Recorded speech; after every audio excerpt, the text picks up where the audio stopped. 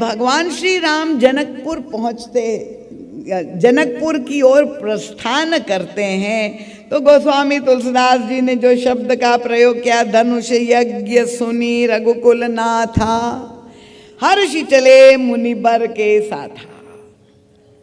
महाराज जी कहते दोनों में अंतर साफ दिखाई दिया। जो राजा आए थे इस धनुष यज्ञ में सम्मिलित होने के लिए, वे जिस उद्देश्य से आए थे, वे स्वयंवर में सम्मिलित होने के लिए आए थे, श्री सीता जी को पाने के लिए आए हुए थे। और भगवान श्री राम वो सीधे अयोध्या से नहीं आए थे। बड़ी घुमावदार यात्रा है प्रभु की कि अयोध्या से तो निकले, पहले शांताश्रम वन में गए और फिर वन से वे आए मिथिला यज्ञ में सम्मिलित होने के लिए आए। श्री सीता जी को पाने के लिए नहीं आए। ये अंतर आपको समझ में आ गया कि आए सब है सीता जी को पाने के लिए, पर ये निमंत्रण जो दिया हुआ है, भगवान श्री राम जो आए हैं वो पाने के लिए नहीं आए, यज्ञ में सम्मिलित होने के लिए आए। तो समारंभ तो एक ही है विवाह का, पर दो शब्दों का प्रयोग गोस्वामी तुलसीदास जी ने क्यों किया? परम पूज्य महाराज श्री कहते यही गोस्वामी तुलसीदास जी इस प्रसंग के द्वारा हमें एक संदेश देना चाहते हैं कि भारतीय संस्कृति में सनातन धर्म का दृष्टिकोण क्या है। विवाह हमारी स्वार्थ पूर्ति के लिए, कामना पूर्ति के लिए, काम संपूर्ति के लिए बनाई हुई एक व्यवस्था है, या विवाह एक यज्ञ है? ये जो दर्शन है, मैंने कहा पाश्चात्य दृष्टिकोण क्या है? यद्यपि वहां तो अब विवाह की व्यवस्था ही पूरी समाप्त होती जा रही है और वो पाश्चात्य हवा हमारे राष्ट्र में भी हावी हो रही है। मोबाइल के द्वारा उसका प्रभाव समाज में बढ़ता हुआ दिखाई दे रहा है। तो केवल काम संपूर्ति के लिए विवाह करना, दो व्यक्ति का शारीरिक मिलन को विवाह भारतीय दृष्टि नहीं है। ये पाश्चात्य दृष्टिकोण है कि जहां वासना है, जहां कामना है, और वो कामना की पूर्ति के लिए दो व्यक्ति वर कन्या निर्णय करते हम विवाह करेंगे। पर हमारे ऋषि मुनियों ने जो जीवन दर्शन उनका है, उन्होंने कहा विवाह केवल स्वयंवर नहीं है, विवाह एक यज्ञ अगर बन जाता है तो व्यक्ति के जीवन में वो गृहस्थाश्रम धन्यता का कारण बन जाएगा। तो यज्ञ का मतलब क्या है? देना। अगर दोनों वर और कन्या निर्णय कर दे कि जब हमें आज से दाम्पत्य जीवन सम्मिलित हो करके वैवाहिक जीवन देना है, तो मुझे इस संबंध को प्रगाढ़ और सुदृढ़ बनाना के लिए हमें क्या देना होगा, क्या आहूत करना होगा, इस ताकि हमारा संबंध वैवाहिक जीवन मजबूत रहे, स्थायी रहे।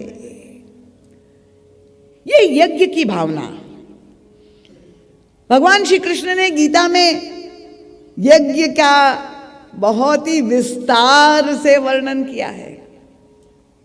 भी कहते यज्ञ क्या है?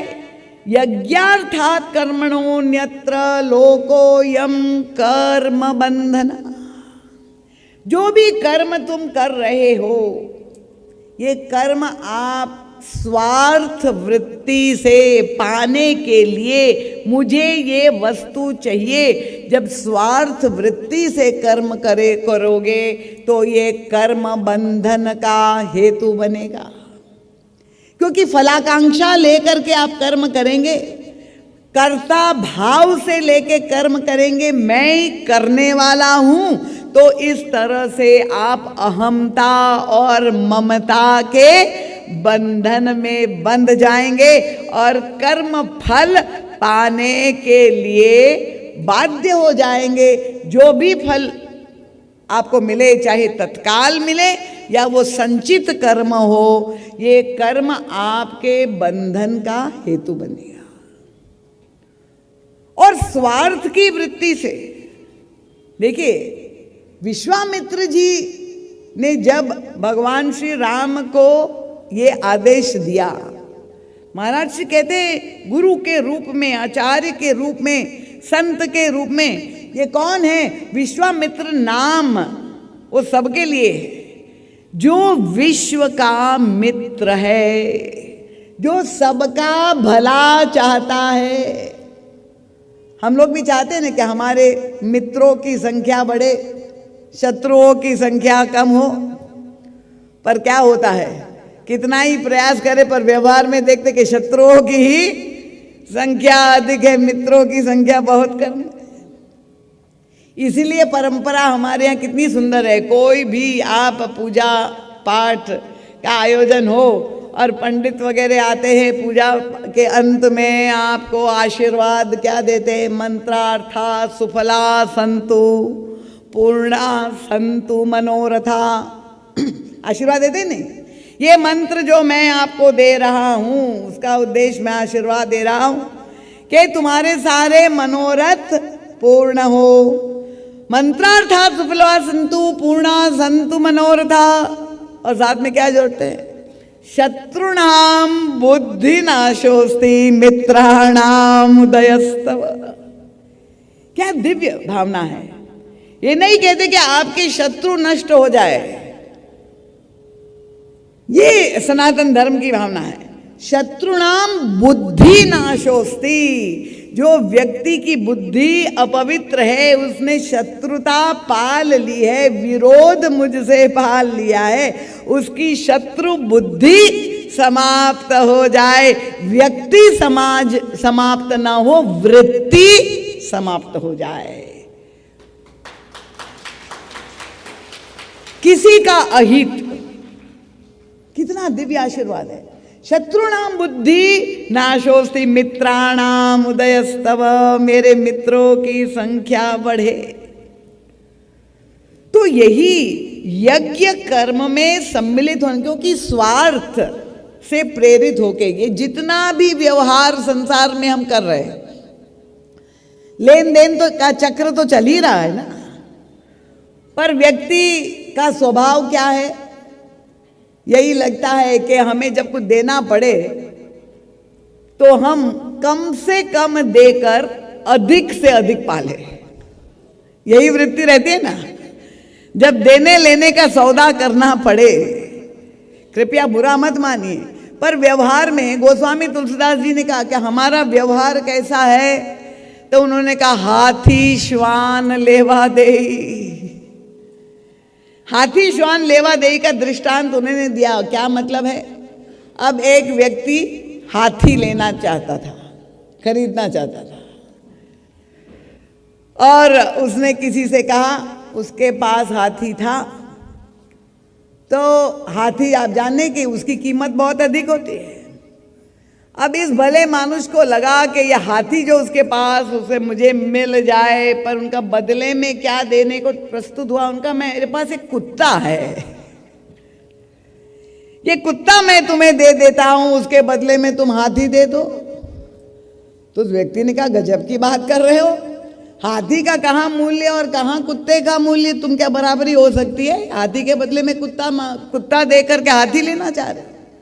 उसने कहा तुमने तो ध्यान नहीं दिया भाई, ये हाथी तुम्हारे पास है, वो क्या करेगा? वो तो इतना खाता है, उसका तो खर्च ही करना पड़ता है।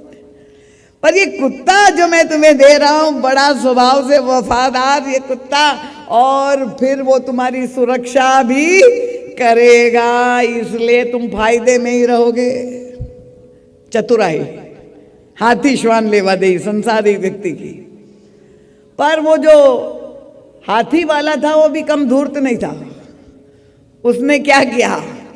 उसने एक नकली कागज का हाथी बना दिया और कागज का हाथी, पेपर मैशे का हाथी बना करके उसको दे दिया कि ले लो, तुम हाथी चाहते हो ना, हाथी दे रहा हूं और उसको खिलाने की भी कष्ट नहीं करना पड़ेगा, ये कुछ नहीं खाएगा। उन्होंने कागज का हाथी दे करके कुत्ता लेना चाहा। तो संसार में व्यक्ति का जो व्यवहार है, लेन देन है, जो कर्म हम कर रहे हैं और इस बंधन में पड़े हुए हैं, इसीलिए तो पुनरअपि जन्मम पुनरअपि मरणम, कल कथा में कहा था 84 लाख योनि में जन्म और मृत्यु के चक्र में हम पड़े हुए, यही कर्म करते हुए जो बंधन का हेतु है, स्वार्थ से प्रेरित हो करके हम कर्म कर रहे हैं। और इसलिए भगवान कृष्ण ने बहुत सुंदर निर्देश दिया, कर्म किए बिना कोई भी व्यक्ति रह नहीं सकता है, कर्म तो करना ही पड़ेगा। पर उत्कृष्टतम कर्म, सर्वश्रेष्ठ कर्म क्या है उनका? जब आपका कर्म यज्ञमय हो जाए। यज्ञ का मतलब देना, समर्पण, दान करना, अपने लिए नहीं, सर्वहित के लिए, सबके कल्याण के लिए। परहित सरिस धर्म नहीं भाई। जैसे अभी वो तार्किक लोग तो प्रश्न करते हैं, एक व्यक्ति बहुत पढ़ा लिखा, मैंने कहा ना सुशिक्षित, आजकल के तथाकथित बुद्धिमान, अखबारों में भी ऐसे मुझे आर्टिकल पढ़ने को मिलते हैं, क्या ये हिंदू संस्कृति में यज्ञ करो, इतने विशाल 100 कुंडी 1000 कुंडी यज्ञ, इतना बड़ा अनर्थ हो रहा है, इतना अनाज अग्नि में डाल करके व्यर्थ जला दे रहे। अरे उसी अनाज का सदुपयोग अगर एक व्यक्ति अपने खेत में डाले, एक बोरा अनाज डाले तो उसके बदले में पता नहीं अनगिनत कितना गुना धान, एक बोरा डाला बीज के रूप में और कर्म किया, इतना अनंत गुना, कितना गुना आपको धान प्राप्त होगा। व्यर्थ है ये यज्ञ।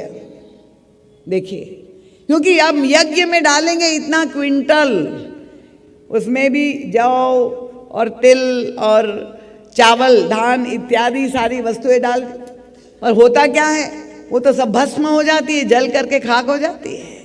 दिखाई तो यही दे रहा है। देखिए, ये भौतिक दृष्टि है। आप कृपया बहुत ही शांति से हृदय में विचार करके देखिए, हमारे ऋषि मुनियों ने हमारी जीवन प्रणाली का जो प्रबंधन किया है, कैसे और क्यों हमें यज्ञमय जीवन जीना चाहिए, उसका क्या लाभ है। अगर आप किसान हैं, किसानी का कार्य करते हैं, तो स्पष्ट रूप से आपके अंदर कामना है, और वो कामना के बीज है कि मुझे इतना धान मिले। आजकल सरकार ने रेट भी बढ़ा दिए, तो वो आपको लाभ मिलेगा जैसा आपने कर्म किया।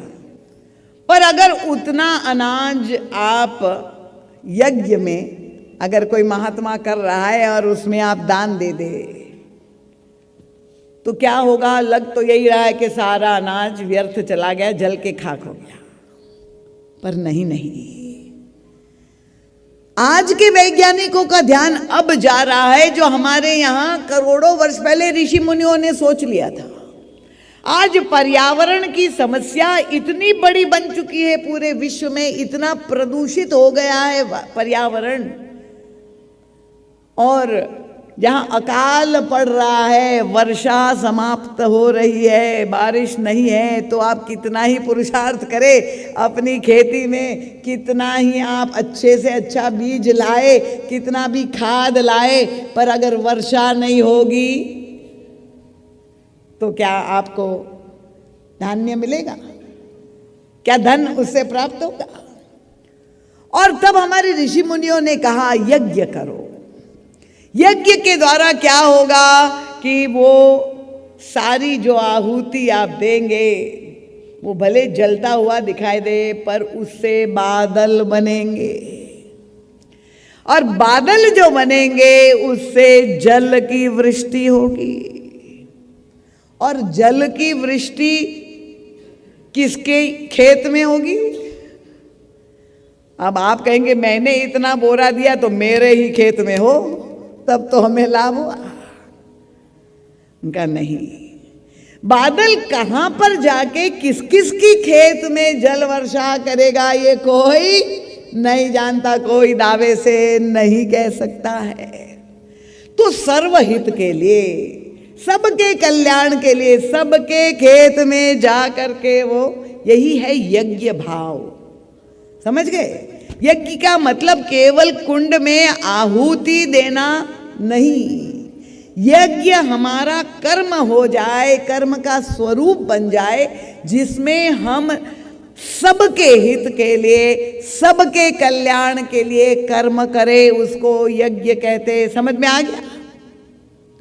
तो इसलिए भगवान श्री राम, आप देखिए, जब यज्ञ, धनुष यज्ञ का समारंभ प्रारंभ हुआ, घोषणा की गई और भगदड़ मच गई। जितने भी राजा आए हुए थे दौड़ पड़े। क्यों? डर लग रहा था कि अगर मेरे पहले किसी और ने धनुष तोड़ दिया तो मुझे तो अवसर ही नहीं मिलेगा।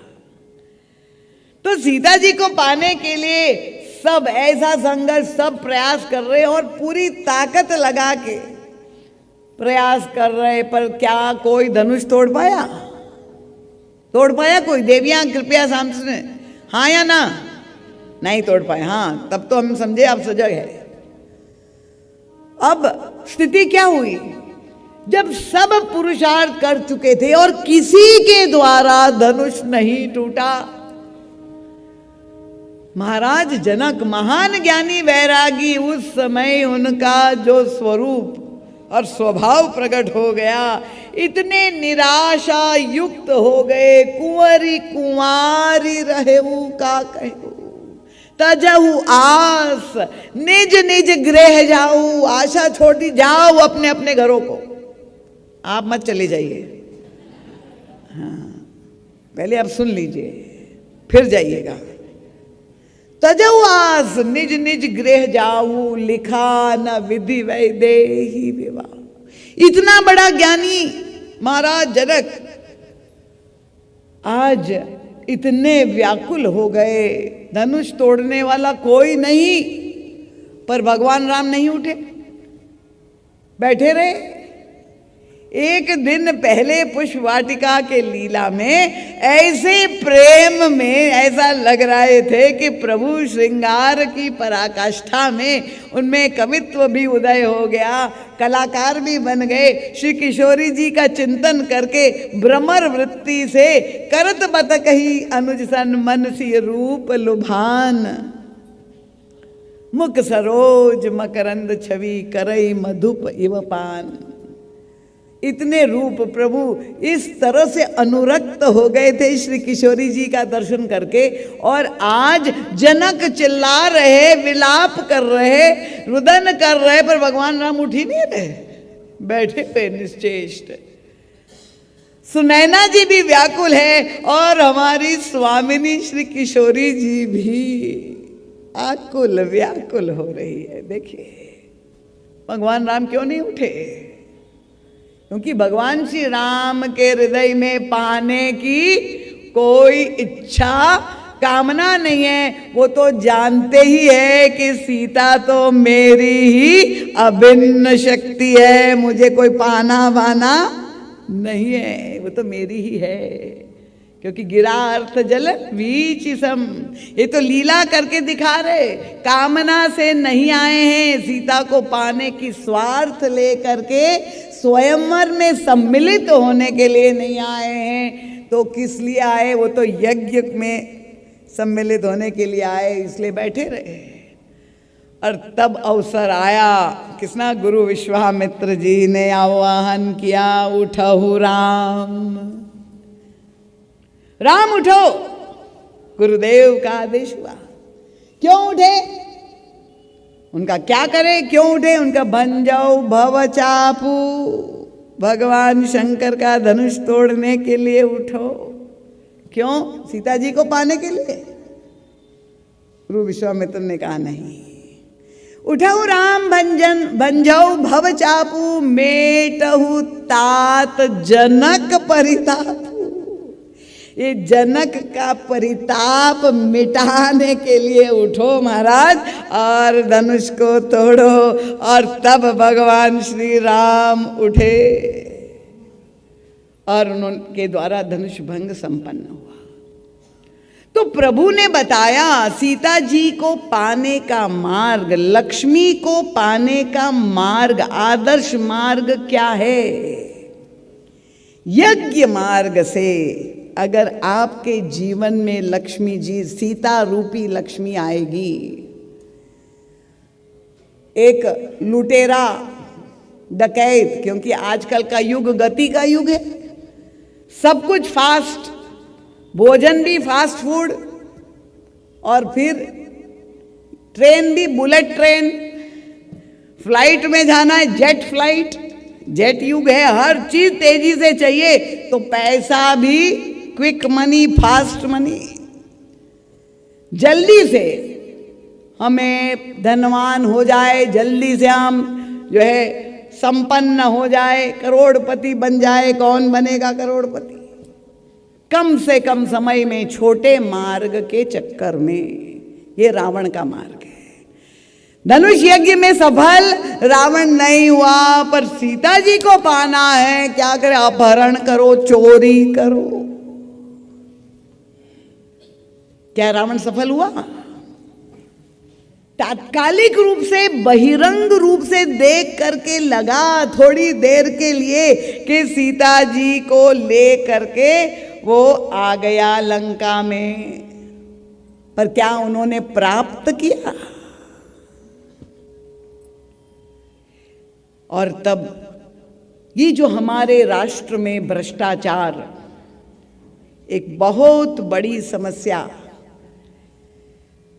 हमारी सरकार और आदरणीय माननीय मुख्यमंत्री जी बहुत प्रयास कर रहे हैं कि किसी तरह से भ्रष्टाचार कम हो जाए। पहले भी ये नारा सुनाई दिया, पर क्या भ्रष्टाचार समाप्त हो गया? नोटबंदी कर दी, क्या भ्रष्टाचार समाप्त हो गया? ये क्यों नहीं हो रहा है? क्योंकि हर व्यक्ति चाहता है कि जल्दी से जल्दी हमें लक्ष्मी मिल जाए, छोटे मार्ग से घूस ले करके, चोरी करके।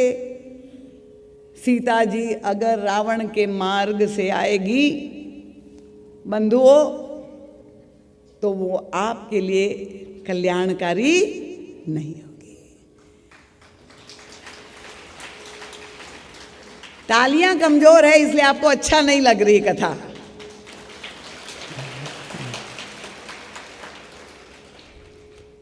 रामायण की शिक्षा, मानस की शिक्षा, भगवान राम जो हमें शिक्षा दे रहे हैं कि हमें सीता जी को पाना है, पर मार्ग शुद्ध रखना है। देखिए, अभी किसी देवी ने कहा, मैंने कहा तुम कल नहीं आई गुरुवार को, उनका अगहन का गुरुवार था माँ। मैंने कहा क्या होता है? उनका लक्ष्मी जी की पूजा करते हैं ना, सब लोग घर घर में कर रहे हैं लक्ष्मी जी की पूजा।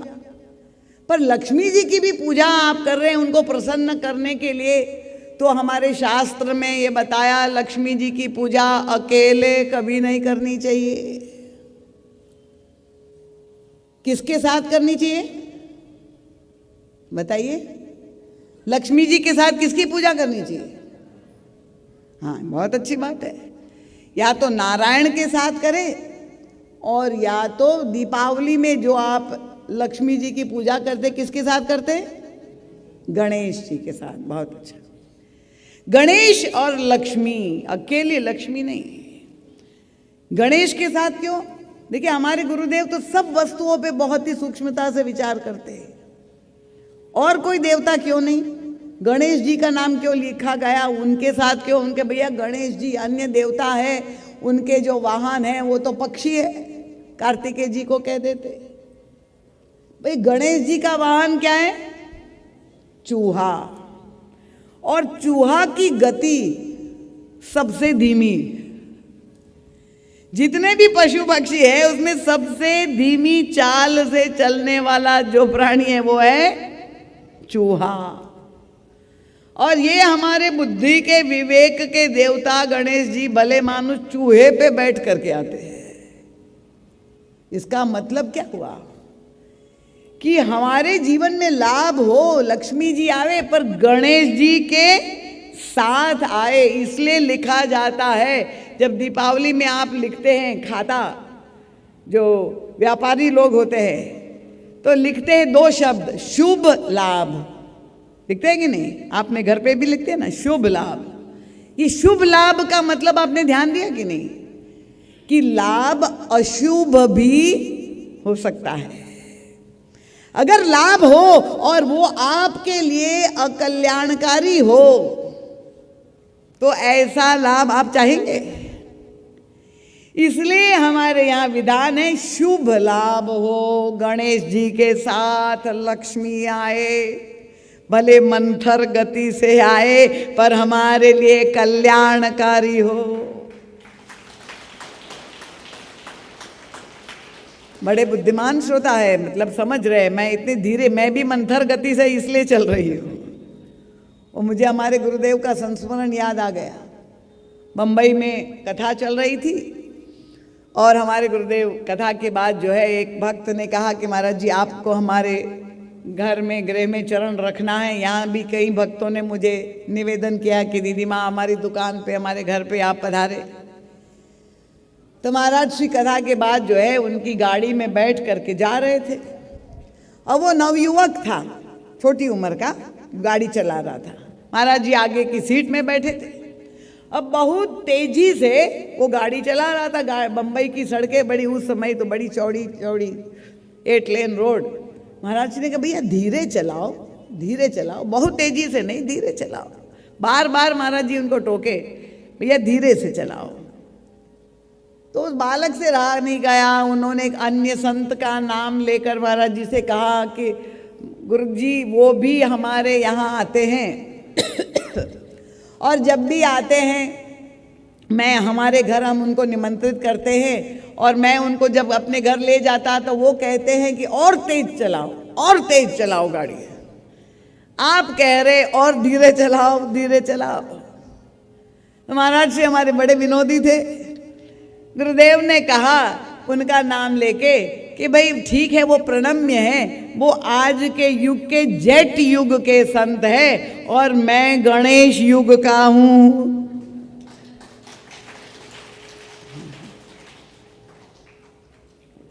और इसलिए मेरी गति तो धीरे ही है, मैं तो मंथर गति से ही चलने वाला हूं। और देखिए ये जो मंथर गति से चलने वाले चूहे को जिन्होंने वाहन बनाया, वो पूरे देवताओं, 33 कोटि देवताओं की दौड़ में प्रथम पूज्य हो गए। जानते हैं ना, सबसे पहले पूजा किसकी की जाती है? गणेश जी महाराज की। तो जो मंथर गति से चल रहा था वो प्रथम पूजा का अधिकारी हो गया।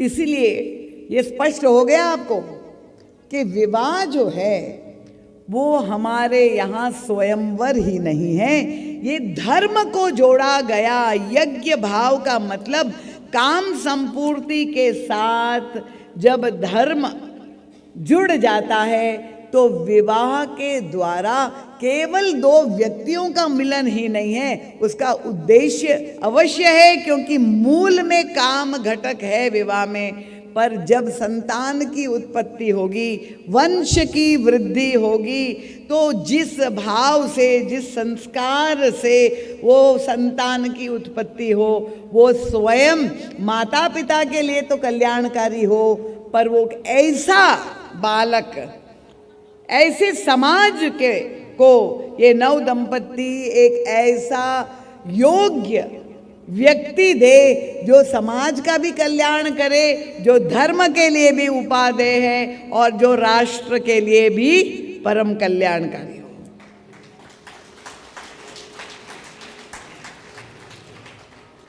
और तो ये जो विवाह है ये मैं आपको बता दूं, जिस विवाह की हम चर्चा कर रहे हैं, जो प्रश्न मुझे पूछा था, प्रतिवर्ष विवाह करने की आवश्यकता क्या है, तो जो भगवान शंकर ने कहा कि ये विवाह केवल देखने की वस्तु नहीं है।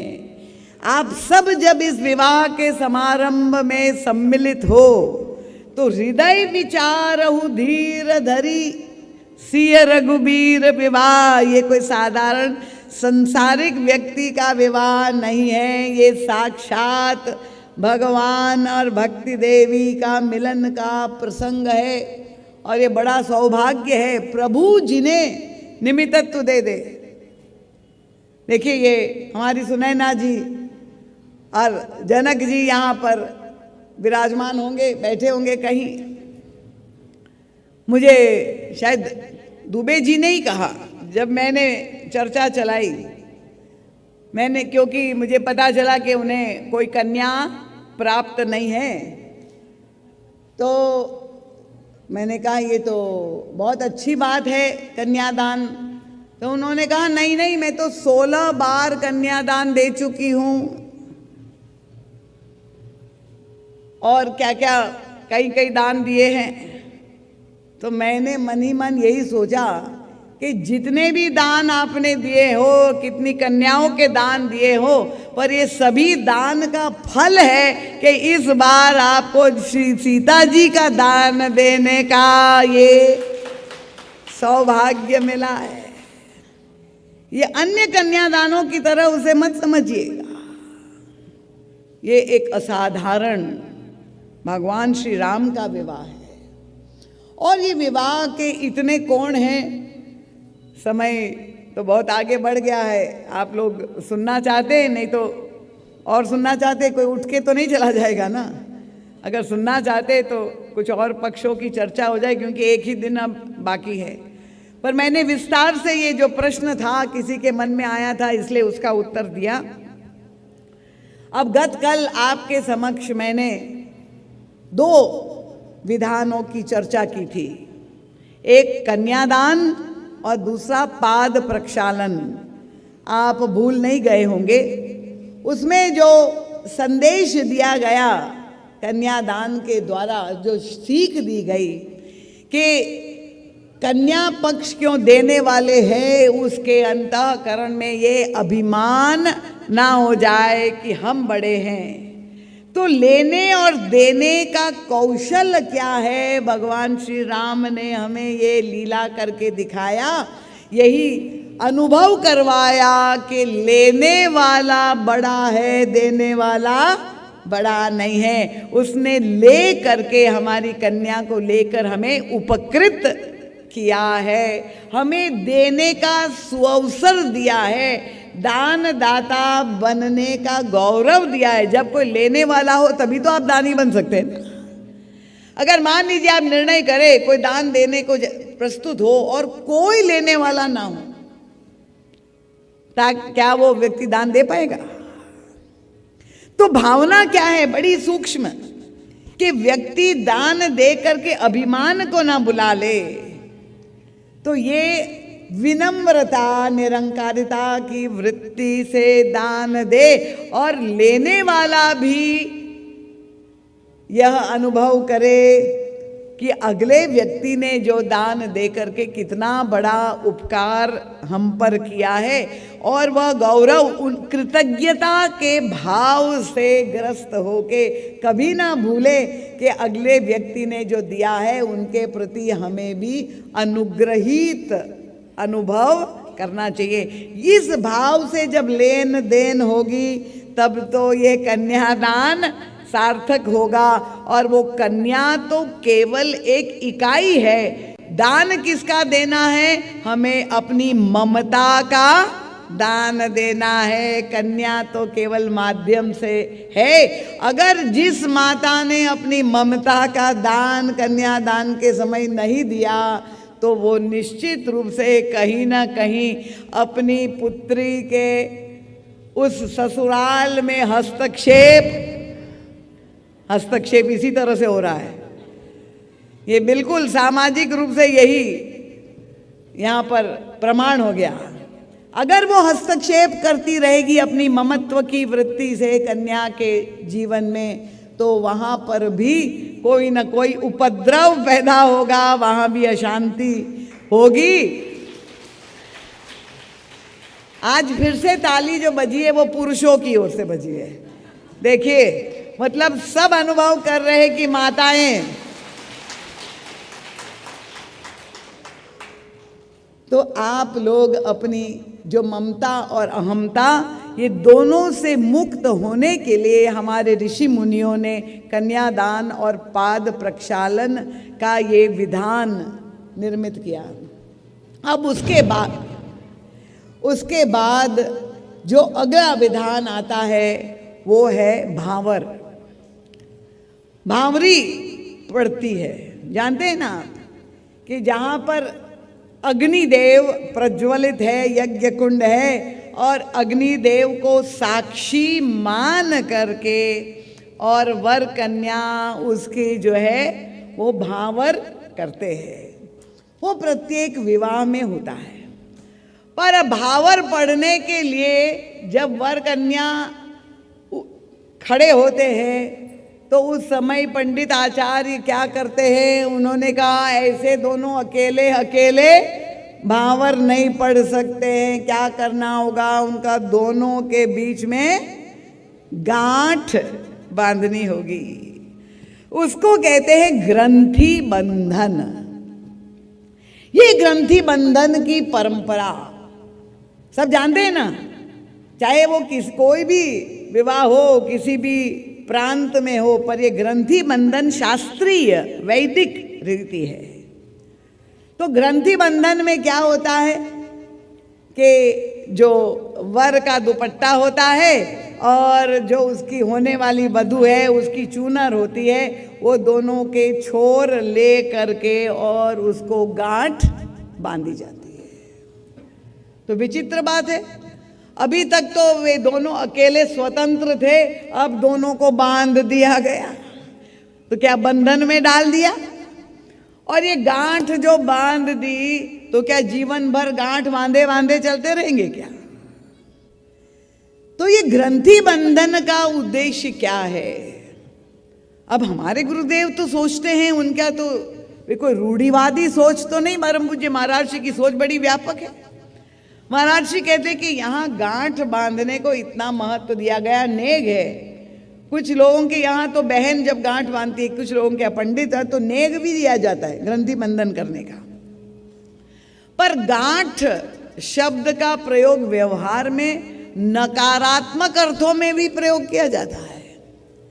जब किसी की किसी से दूरी उत्पन्न हो गई, अगर कोई नाराज हो गया, व्यवहार में किसी से शत्रु भाव हो गया, तो कहेगा भैया इसने तो गांठ बांध ली है। तो यहां तो गांठ पड़ गई है संबंधों में, ये कहते हैं भैया। और यहां तो जो मुक्त है, कहते हैं उनके दोनों को मिलाकर गांठ बांधो, प्रयास पूर्वक गांठ बांधो। तो ये ग्रंथि बंधन का क्या मतलब हुआ? अब भगवान श्री राम और श्री किशोरी जी भी विवाह करने के लिए जब वहां प्रस्तुत हुए, तो वहां भी ग्रंथि बंधन का वर्णन गोस्वामी तुलसीदास जी ने किया। तो गोस्वामी जी से पूछा गया कि महाराज ये गांठ जहाँ भी पड़ जाती है तो हमें प्रयास करना पड़ता है कि भैया गांठ सुलझ जाए। ये सारी जो भ्रांतियाँ है हमारे विचार में, जहाँ भी गांठ पड़ गई उसको सुलझा दो व्यवहार में, और यहाँ गांठ बांधी गई। गोस्वामी जी कहते धन्य है वो व्यक्ति जिसने इस ग्रंथि बंधन का दर्शन कर लिया। क्यों? उनका जिस व्यक्ति ने भगवान श्री राम और सीता जी के ग्रंथि बंधन का दर्शन कर लिया, उसके जीवन में जितनी भी ग्रंथियां हैं वो सारी ग्रंथियां सुलझ जाएगी। ऐसी ये दिव्य ग्रंथि है।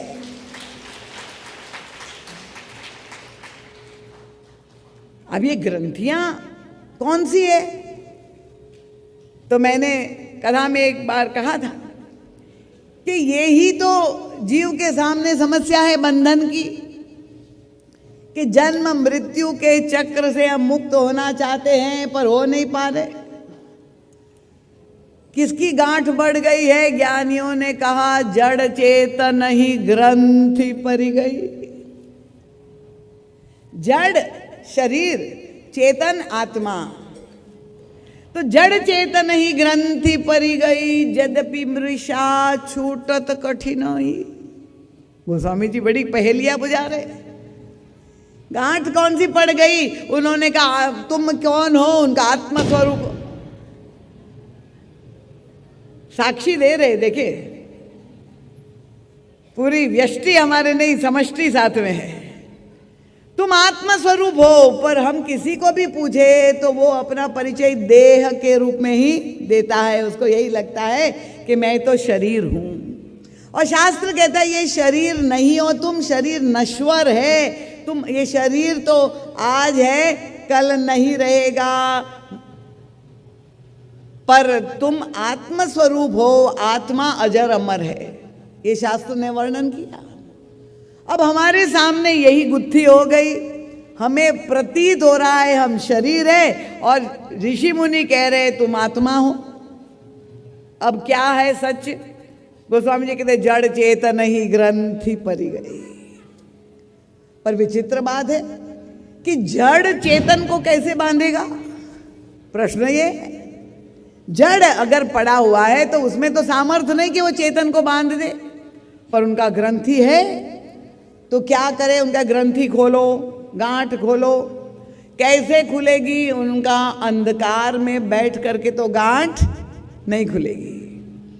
तो अगर गांठ को खोलना है, क्यों नहीं खुल पा रही, क्यों सुलझ नहीं पा रही? उनका अज्ञानता के कारण अंधकार बना हुआ है हमारे अंतर जीवन में। और अगर इस गांठ को खोलना है, सुलझाना है, तो ज्ञान का प्रकाश चाहिए।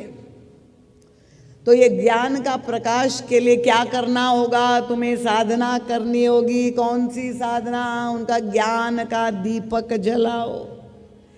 ज्ञानियों ने साधना शुरू कर दी।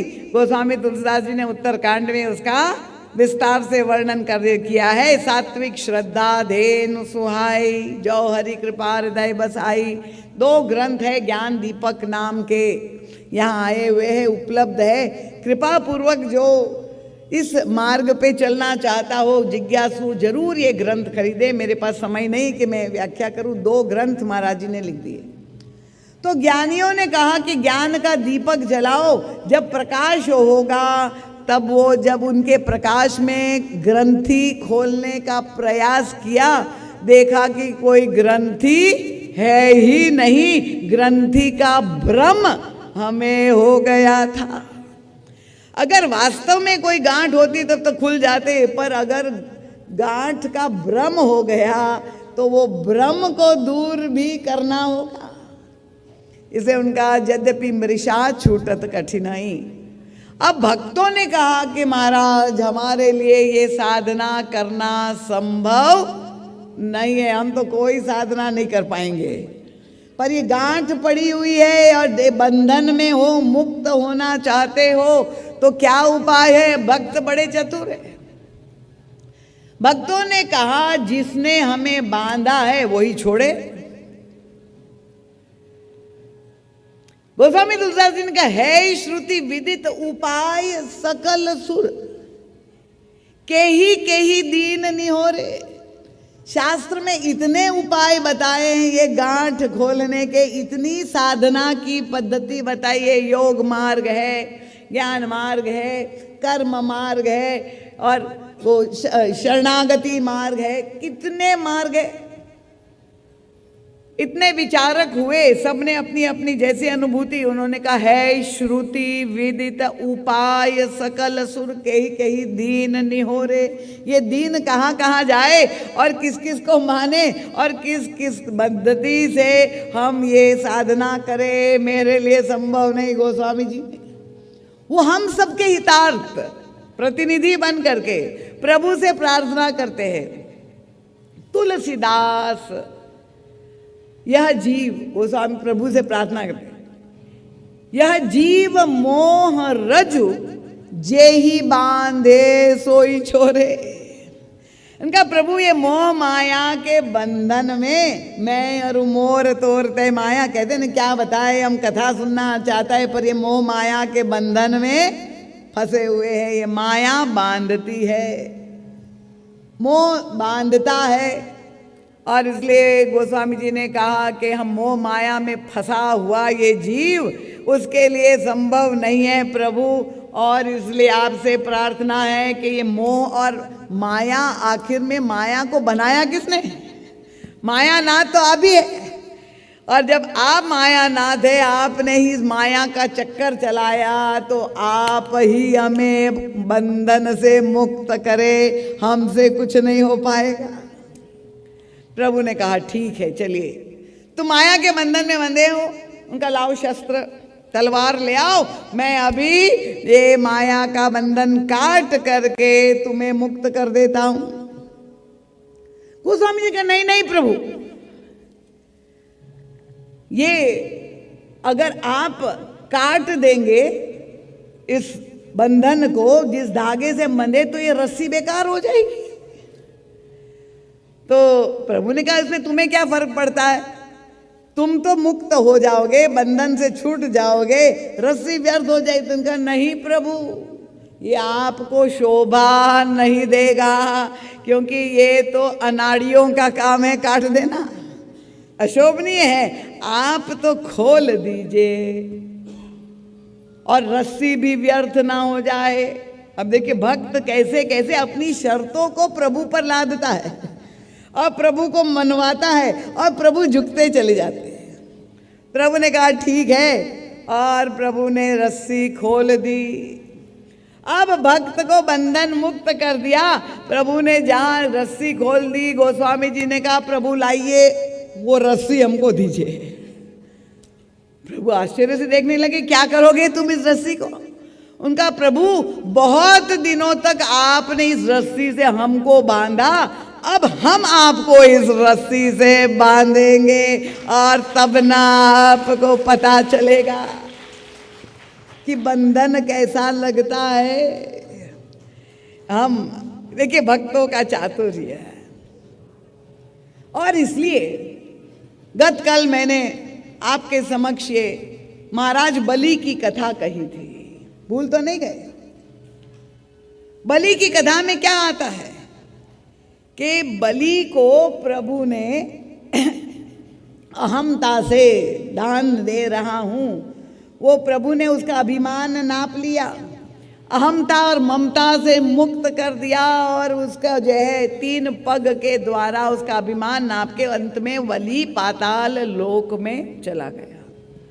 अब जब ये लीला घटित हुई तो प्रहलाद, भक्त प्रहलाद वहां पर उपस्थित हुए। भागवत का प्रसंग है, कृपा पूर्वक उससे आपके मतलब की बात है वो सुन लीजिए। आप लोगों को जाने का विलंब हो रहा है क्या? हाँ, तो कृपा पूर्वक शांति बनाए रखिए। आगे की लाइन में बैठ करके अगर ये करेंगे तो बहुत ही व्यवधान उपस्थित होता है। तो प्रहलाद को प्रभु ने देखा तो प्रभु संकोच में पड़ गए। मेरा भक्त है, क्या समझ रहा होगा कि उनके पौत्र के साथ मैंने ऐसा व्यवहार कर दिया और उसका सारा राज्य ही नहीं उसको पाताल में भेज दिया। तो प्रभु ने प्रहलाद की ओर देख करके, देखिए ये संवाद भगवान में और प्रहलाद में, बामन भगवान और प्रहलाद में हो रहा है, ये भागवत में नहीं मिलेगा। ये साधना के जो सूत्र है वो तो परम पूज्य हमारे गुरुदेव केवल राम किंकर साहित्य में मिलेगा। इसलिए मैं आपसे बार बार अनुरोध करती हूं, कोई मार्केटिंग नहीं कर रही हूं, कि महाराज जी का सत साहित्य पढ़िए। तो प्रभु ने प्रहलाद की ओर देखा, अपने भक्त की ओर, कि प्रहलाद तुम नाराज तो नहीं हो, क्षुब्ध तो नहीं हो कि तुम्हारे पोते के साथ, पौत्र के साथ मैंने ऐसा व्यवहार बलि के साथ किया? और तो प्रहलाद ने जो बात कही तो महाराज जी सुन पाए। प्रहलाद जी ने कहा, भगवान अभी तक मैं अपने को सबसे बड़ा सौभाग्यशाली समझता था कि मेरे लिए आपने एक अवतार लिया। कौन सा अवतार प्रहलाद के लिए भगवान ने लिया? नृसिंह। बहुत अच्छा, मतलब आप कथा ठीक सुन रहे हैं। तो आपने मेरे लिए एक अवतार लिया था, तो मैं अपने को बड़ा सौभाग्यशाली समझता था। पर मैंने देखा कि मेरे पौत्र के लिए भी आपने अवतार ही नहीं लिया प्रभु। जब मेरे समक्ष आप प्रकट हुए तो आपने मुझे कहा, प्रहलाद मांगो, तुम्हारे हृदय में क्या कामना है, मैं देने के लिए आया हूं। और मैंने कहा, नहीं प्रभु, मेरे हृदय में कोई इच्छा नहीं। पर आपने बार बार मुझे आग्रह करके कहा, नहीं प्रहलाद मांगो। मैं कहता रहा नहीं, और आप फिर से आग्रह करते रहे।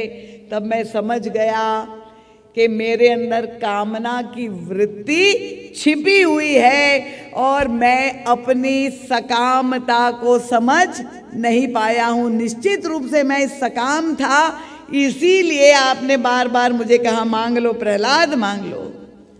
तो मुझसे तो आपने मांगने को कहा, पर बलि की यज्ञशाला में जब आप गए तो आप स्वयं मांगने वाले बन करके गए, याचक बन करके गए, पात्र, भिक्षा पात्र लेकर के गए। तब मैं समझ गया कि बलि निष्काम है और मैं सकाम था। तो निश्चित रूप से बलि तो हर तरह से बहुत बड़ी कृपा प्रभु आपकी। और साथ में भक्त प्रहलाद ने प्रभु से कहा, प्रभु आपके चरणों की कामना लेकर ऋषि मुनि तो पता नहीं कितने जन्म जन्मांतर तक साधना करते कि किसी तरह से आपका चरण कमल मिल जाए। और धन्य है बलि कि बिना प्रयास के आपने उनके सिर पर अपना चरण कमल डाल दिया, उसको आपके चरण कमलों की भी प्राप्ति हो गई। और जब बलि को पाताल लोक में प्रभु ने भेज दिया, प्रभु ने कहा, मैं प्रसन्न हूं, तुम मांगो बलि, क्या चाहते हो। बलि ने कहा, प्रभु और कुछ नहीं, मुझे आपका दर्शन निरंतर मिलता रहे। तो जब उसने ये कहा तो आप कह सकते थे प्रभु कि बलि तुम चाहते हो ना कि मेरा दर्शन, पहले मेरे लिए एक महल बनाओ और तब मैं आकर के वहां पर निवास करूंगा। पर प्रभु क्या कृपा है, क्या बलि कि सौभाग्य, मुझे ईर्ष्या हो रही है बलि से। आपने ये आदेश नहीं दिया। आप बलि ने जब ये मांग की तो आपने निर्णय कर दिया कि मैं पहरेदार बन करके तुम्हारे महल में खड़ा रहूंगा। तो ये प्रभु पहरेदार क्यों बन गए? परम पूज्य महाराज श्री तो जाके सीधे बात करते हैं सबसे। प्रभु से पूछा कि आपने ये अटपटा कार्य अपना लिया, अपने लिए आप पहरेदार क्यों बन गए? तब कितनी मीठी बात, कितनी कृपा है प्रभु की। प्रभु ने कहा, पहरेदार का काम है कोई लुटेरे डकैत आ करके चोरी ना कर जाए, अधिग्रहण ना कर जाए। तो इसलिए ये मेरा भक्त है बाली, और उसके हृदय में जो अहमता ममता जो थी वो सारे चोर डकैतों को तो मैंने भगा दिया, पर फिर से आक्रमण न कर जाए मेरे भक्त के हृदय में, इसलिए मैं पहरा दे करके वहां तत्पर रहूंगा। यही तो गोस्वामी तुलसीदास जी ने प्रभु से प्रार्थना की, प्रभु मम हृदय भवन प्रभु तोरा। ये मेरा हृदय कहते मंडप बना दो, ये हृदय प्रभु का मंदिर है, पर तहां बसी गए बहु चोरा। तो अधिग्रहण कर लिया है। तो कहा तुलसीदास सुनु रामा, लूटे तस्कर तव धामा। प्रभु आपका धाम है पर दिन दहाड़े तस्करी हो रही है। प्रभु ने कहा, मैं पहरेदार बन के बलि के यहाँ खड़ा रहूंगा कि कोई लुटेरे अंदर घुस न पाए। देखिए साक्षी दे दी। तो ये भक्तों ने कहा, प्रभु इस धागे का सदुपयोग हम आपको बांधेंगे। और धन्य है प्रभु कि स्वयं बंधन में बंधने के लिए तत्पर है और अपना उपाय भी बताते हैं। कल की कथा आप भूल नहीं गए होंगे विभीषण जी जब पधारे तो स्वयं प्रभु ने अपने बंधने का उपाय बताया। महाराज मनु के सामने आए, मनु ने भी प्रभु को अपने राग के बंधन में चाहो तमहि समान सुत प्रभु को बांध दिया।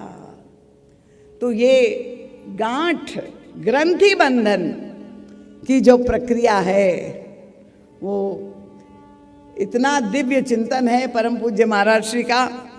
भगवान श्री राम और श्री सीता जी के ग्रंथि बंधन में क्या संकेत है, क्या संदेश है हम सब के लिए, उसका तात्पर्य क्या है, क्यों हमें ये राम विवाह को केवल देखने की वस्तु नहीं है, ये अनुभव करने की वस्तु है। तो ये मंगलमय प्रभु के विवाह परिणय संस्कार पाणी ग्रहण संस्कार की बेला है और इसलिए ये विवाह का चिंतन लगातार 6 दिनों से ये ज्ञान यज्ञ के जो है इसी विषय को केंद्र में रखकर चल रहा था। कल कथा का विश्राम दिवस है और जितने भी संभव है, जो भी वैदिक पद्धतियां हैं, लोक रीति है जो संपन्न हुई, भांवरी हुई, ग्रंथि बंधन हुआ, फिर उसके बाद सिंदूर दान हुआ, इसके बाद जेवनार हुई, मधुपर्क हुआ, ये इतनी परंपराएं हैं। फिर कोहबर की लीला हुई, वो स्वामी तुलसीदास जी ने पूरा विस्तार से वर्णन किया है। आप लोग अवश्य मानस मुक्तावली के बालकांड में पहले भाग में भी इसका वर्णन मिलेगा। राम विवाह नाम का ग्रंथ है, उसमें भी आप अगर पाठक है, सुधी श्रोता है तो जरूर साहित्य अगर बचा हुआ है तो उसका लाभ ले। और जो कथा श्रवण लाभ करना चाहते हैं तो महाराज जी की कथाएं भी आपको YouTube पे चैनल, यहाँ दोनों ओर जो चैनल का वो लिखा हुआ है उसका QR कोड भी है। अपने मोबाइल से आप लोग उस QR कोड को स्कैन कर लेंगे तो पूरा महाराज श्री की वेबसाइट और चैनल का एड्रेस भी आपको प्राप्त होगा। और कल कथा के विश्राम में अधिक से अधिक संख्या में आप लोग उपस्थित होने के बाद आगे क्या कार्यक्रम है, जो भी सूचना देनी है तो हमारे आदरणीय शुक्ल जी, रजनीश शुक्ला, हाँ वो आपको जो है कुछ सूचनाएं देंगे। अभी रामायण जी की आरती होगी, आरती के पश्चात प्रसाद लेके यहाँ से प्रस्थान करेंगे और यही चिंतन करते हुए भगवान श्री राम के विवाह का दर्शन करने का ये सुअवसर प्रभु की ही कृपा, ये ऐसे एकमात्र संसार के जगत पिता और माता ही ऐसे एक है जो अपने बालकों को अपने विवाह का दर्शन करने का सौभाग्य देते हैं। वो एक बालक की बहुत सुंदर घटना है। और उसके माता पिता के विवाह का एल्बम घर में कहीं से पड़ा हुआ उसने देख लिया और वो एल्बम खोल करके देखने लगा, उसमें उनको सब दिखाई दिए। उसकी बड़ी बहन भी थी, बुआ भी थी, दादी थी, नानी थी, सब थे एल्बम में, पर वो खोज रहा था किसको? वो अपने आप को खोज रहा था। अब बड़ा दुखी हो गया एल्बम देखने के बाद, रोने लगा। उसके माता पिता ने पूछा क्यों तुम दुखी हो रहे, एल्बम देख के इतना, अपने मम्मी पापा के विवाह का एल्बम इतना सुंदर। उसने कहा इसमें सब तो है पर मैं ही नहीं हूं। तो यही भक्तों की भावना है। निज नैननी देखा चहत नाथ तुम्हार विवाह। हम तो नहीं थे जब आपका विवाह हुआ था, इसलिए प्रभु आप परम कृपालु है। हम चाहते कि उस आनंद में हम भी सम्मिलित हो जाए, वो विवाह हमारे जीवन का भी सत्य बन जाए, क्योंकि विवाह में उत्सव होता है, आनंद होता है, उमंग होता है, श्रृंगार होता है, सारे रास रंग जो है सब कुछ होता है। और इसीलिए गोस्वामी जी कहते हैं कि विवाह का पाठ, ये जो मानस में लिखा हुआ है, सिय रघुबीर विवाह जे सप्रेम गावही सुनहि तिन कर सदा उछा। उसके जीवन में हमेशा आनंद मंगल ही रहेगा अगर वो इसी श्रद्धा भक्ति से इस पाठ का पारायण करेगा।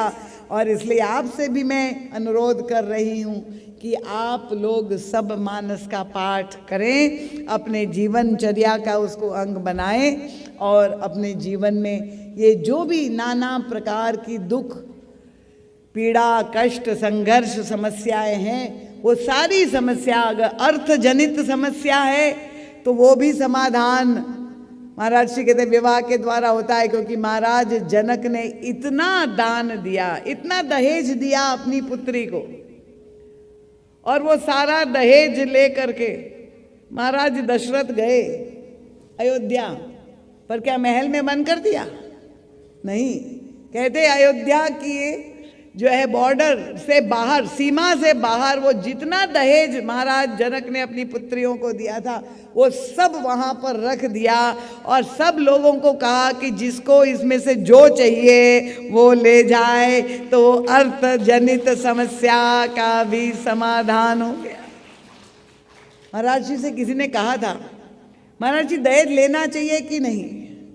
महाराज जी ने कहा लेने में आपत्ति नहीं है, पर लेने के बाद करना क्या चाहिए? जो दशरथ जी ने किया अगर वो कर सके तब तो आप जरूर ले ले, और नहीं तो आप उससे मांग करके दहेज को ले करके जो है हत्या जहाँ कन्याओं की हो रही है, इतनी झगड़े हो रहे हैं, तो ये तो उसका बड़ा दुर्भाग्यपूर्ण प्रसंग है।